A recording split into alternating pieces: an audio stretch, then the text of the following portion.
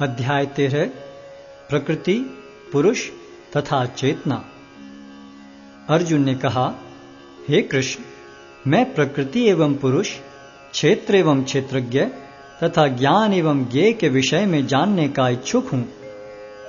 श्री भगवान ने कहा, हे कुंती पुत्र, यह शरीर क्षेत्र कहलाता है और इस क्षेत्र को जानने वाला क्षेत्रज्ञ है।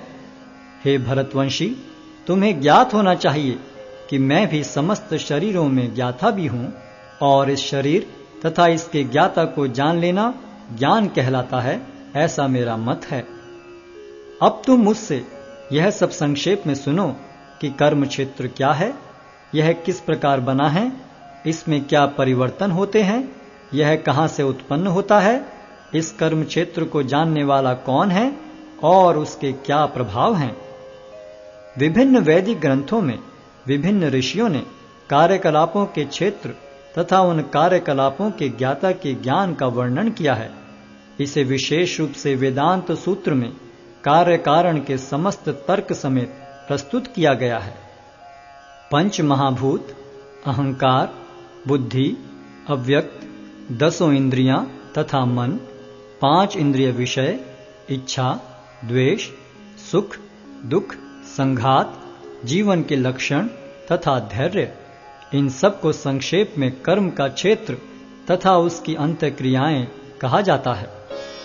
विनम्रता, दंभहीनता, अहिंसा, सहिष्णुता, सरलता, प्रामाणिक गुरु के पास जाना, पवित्रता, स्थिरता, आत्मसंयम, इंद्रिय तृप्ति के विषयों का परित्याग, अहंकार का अभाव, जन्म, मृत्यु, वृद्धावस्था तथा रोग के दोषों की अनुभूति, वैराग्य, संतान, स्त्री, घर तथा अन्य वस्तुओं की ममता से मुक्ति, अच्छी तथा बुरी घटनाओं के प्रति संभाव, मेरे प्रति निरंतर अनन्य भक्ति, एकांत स्थान में रहने की इच्छा, जन समूह से विलगाव, आत्म साक्षात्कार की महत्ता को स्वीकारना तथा परम सत्य की दार्शनिक खोज, इन सब को मैं ज्ञान घोषित करता हूं और इनके अतिरिक्त जो भी है वह सब अज्ञान है।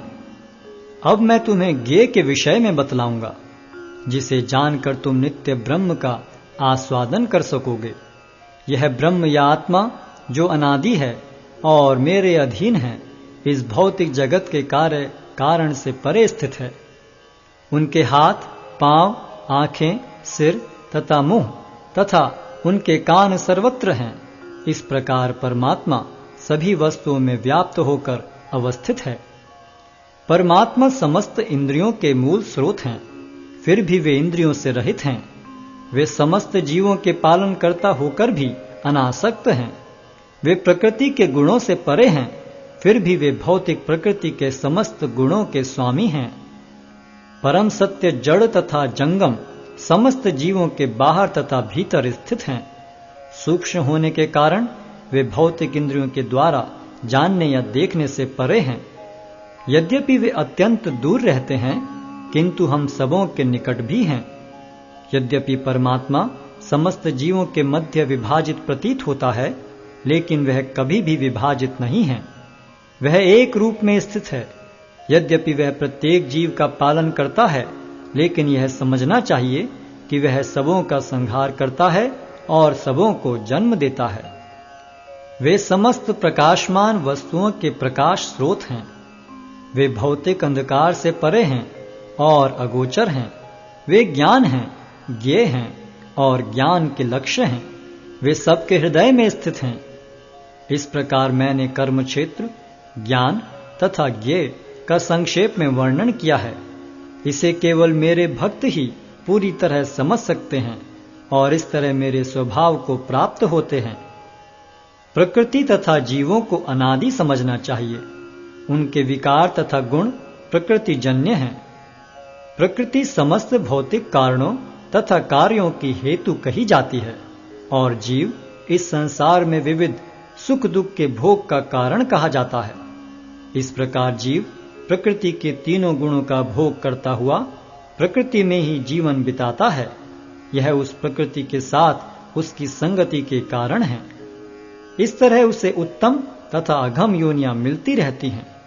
तो भी इस शरीर में एक अन्य दिव्य भोक्ता है जो ईश्वर है, परम स्वामी है और साक्षी तथा अनुमति देने वाले के रूप में विद्यमान है और जो परमात्मा कहलाता है। जो व्यक्ति प्रकृति, जीव तथा प्रकृति के गुणों की अंतःक्रिया से संबंधित इस विचारधारा को समझ लेता है, उसे मुक्ति की प्राप्ति सुनिश्चित है। उसकी वर्तमान स्थिति चाहे जैसी हो, यहां पर उसका पुनर्जन्म नहीं होगा। कुछ लोग परमात्मा को ध्यान के द्वारा अपने भीतर देखते हैं, तो दूसरे लोग ज्ञान के अनुशीलन द्वारा, और कुछ ऐसे हैं जो निष्काम कर्म योग द्वारा देखते हैं। ऐसे भी लोग हैं जो यद्यपि आध्यात्मिक ज्ञान से अवगत नहीं होते, पर अन्यों से परम पुरुष के विषय में सुनकर उनकी पूजा करने लगते हैं। ये लोग भी प्रामाणिक पुरुषों से श्रवण करने की मनोवृत्ति होने के कारण जन्म तथा मृत्यु के पथ को पार कर जाते हैं। हे भरतवंशियों में श्रेष्ठ, यह जान लो कि चर तथा अचर जो भी तुम्हें अस्तित्व में दिख रहा है, वह कर्म क्षेत्र तथा क्षेत्र के ज्ञाता का संयोग मात्र है। जो परमात्मा को समस्त शरीरों में आत्मा के साथ देखता है और जो यह समझता है कि इस नश्वर शरीर के भीतर न तो आत्मा न ही परमात्मा कभी भी विनष्ट होता है, वही वास्तव में देखता है। जो व्यक्ति परमात्मा को सर्वत्र तथा प्रत्येक जीव में समान रूप से वर्तमान देखता है, वह अपने मन के द्वारा अपने आप को भ्रष्ट नहीं करता। इस प्रकार वह दिव्य गंतव्य को प्राप्त करता है। जो यह देखता है कि सारे कार्य शरीर द्वारा संपन्न किए जाते हैं, जिसकी उत्पत्ति प्रकृति से हुई है, और जो देखता है कि आत्मा कुछ भी नहीं करता, वही यथार्थ में देखता है। जब विवेकवान व्यक्ति विभिन्न भौतिक शरीरों के कारण विभिन्न स्वरूपों को देखना बंद कर देता है और यह देखता है कि किस प्रकार से जीव सर्वत्र फैले हुए हैं, तो वह ब्रह्म बोध को प्राप्त होता है। शाश्वत दृष्टि संपन्न लोग यह देख सकते हैं कि अविनाशी आत्मा दिव्य, शाश्वत तथा गुणों से अतीत है। हे अर्जुन, भौतिक शरीर के साथ संपर्क होते हुए भी आत्मा न तो कुछ करता है और न लिप्त होता है। यद्यपि आकाश सर्वव्यापी है, किंतु अपनी सूक्ष्म प्रकृति के कारण किसी वस्तु से लिप्त नहीं होता। इसी तरह ब्रह्म दृष्टि में स्थित आत्मा शरीर में स्थित रहते हुए भी शरीर से लिप्त नहीं होता। हे भरतपुत्र, जिस प्रकार सूर्य अकेले इस सारे ब्रह्मांड को प्रकाशित करता है, उसी प्रकार शरीर के भीतर स्थित एक आत्मा सारे शरीर को चेतना से प्रकाशित करता है।